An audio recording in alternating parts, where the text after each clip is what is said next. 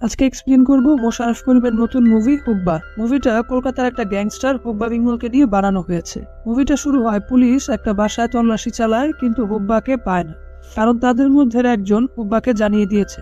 তাই হুব্বা ওই অফিসারটাকে দেখা করতে বলে। এইদিকে সিআইডি অফিসে হুব্বার ফোন ট্র্যাক করা হয়, তবে তারা বুঝতে পারে না যে কোথায় দেখা করার কথা বলা হয়েছে। এই কেসটা হ্যান্ডেল করে এসপি দিবাকর ডিআইজি কে কল করে জানায় যে সে কাল হুব্বাকে ধরার জন্য একটা অভিযান চালাবে। তখনই সেখানে দিবাকরের ওয়াইফ আসে, আর সে দিবাকরের উপর সন্দেহ করে যে সে কোনো মেয়ের সাথে কথা বলছে।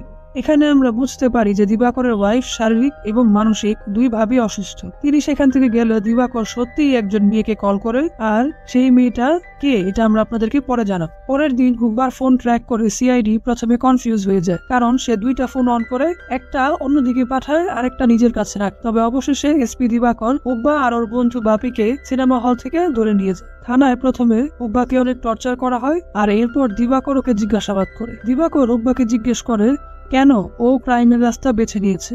আর হুব্বা বলে যে ও ছোট থাকতে ওর বাবা একটা মিলে চাকরি করত, আর রোজ রাতে মদ খেয়ে ওদেরকে মারত। একদিন ওকে স্কুল থেকে বের করে দেওয়া হয়, কারণ ওর বাবা ওকে বই কিনে দেয়। তবে ফ্ল্যাশব্যাকে আমরা সত্য ঘটনাটা দেখি। আসলে হুব্বাকে ওর টিচার নকল করতে ধরে ফেলে, আর ও টিচারের মুখে কালি ছুঁড়ে মারে, তাই ওকে স্কুল থেকে বের করে দেওয়া। এরপর হুব্বা বড় হলে ওর বাবা ওকে মিলে কাজ করতে বলে, কিন্তু ও ওর বাবাকে থাপ্পড় মেরে টাকা নিয়ে বাড়ি থেকে জুয়া খেলতে চলে যায়। জুয়ায় সব টাকা হেরে ওরা মদ খায়, আর মাতাল হয়ে রেগে হুব্বা মিলের ক্যাশিয়ারকে ছুরি দিয়ে কোপ দিয়ে মেরে ফেলে আর সব টাকা নিয়ে দেয়। এরপর থেকে হুব্বা একজন নির্মম পেশাদার খুনি ও চোর হয়ে যায়। ওরা ট্রেনের লাইন এবং লোহা ইত্যাদি চুরি করে বিক্রি করত, আর হত্যা ছিনতাই করত, আর সব টাকা মদ আর মেয়েদের পিছনে ভাঙত। এরপর দিবাকর জিজ্ঞেস করে পরে কি হলো। হুব্বা জানায় যে সে তাপসী নামের একটা মেয়ের প্রেমে পড়ে যায়, তবে এর মধ্যেই ওকে পুলিশ ধরে ফেলে আর ওর 1 বছরের জেল হয়। জেল থেকে বের হয়ে ও আবার ওর কাজে লেগে যায়, আর তাপসীকে ওর বাসা থেকে ভাগিয়ে বিয়ে করে। কিন্তু ওই এলাকার একজন গ্যাংস্টার ছিল বাঘা, যার সাথে হুব্বার শত্রুতা ছিল। বাঘার সাথে পুলিশের কানেকশন ছিল, আর ওরা হুব্বার লোকদের মারছিল।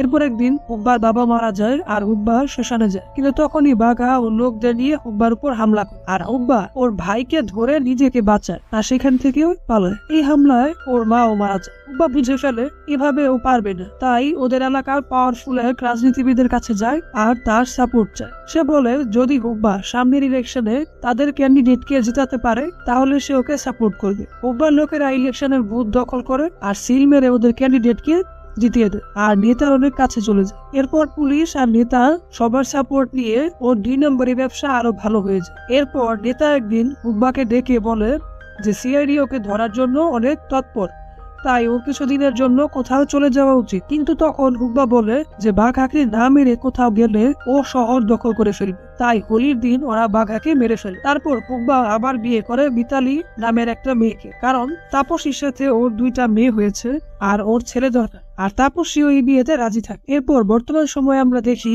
হুব্বার বিরুদ্ধে কোর্টে ভয়ে কেউ সাক্ষী না দেওয়ায় ও জেল থেকে ছুটে যায়। জেল থেকে বের হওয়ার পর হুব্বা মারামারি কমিয়ে দেয়, আর তাই নেতা ওকে ডেকে ইলেকশনে দাঙ্গা করতে বলে।